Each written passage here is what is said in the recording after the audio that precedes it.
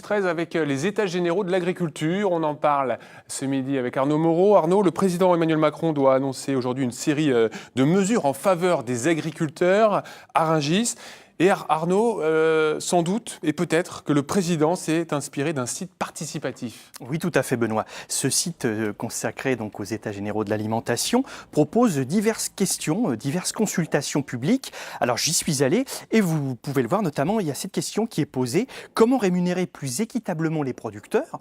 Alors lorsqu'on clique dessus, eh bien, on tombe sur tout un tas de problématiques posées, notamment celle-ci, une concurrence internationale intense.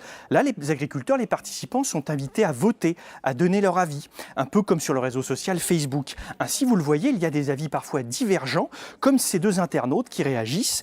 Il faudrait savoir, si on veut être compétitif à l'international, il faut accepter d'être concurrencé chez soi. Un autre répond, si on s'occupe d'abord de nos marchés de proximité, on sera moins dépendant des coûts de production plus faibles des concurrents. Alors, la consultation est très vaste, il y a plein de thématiques abordées.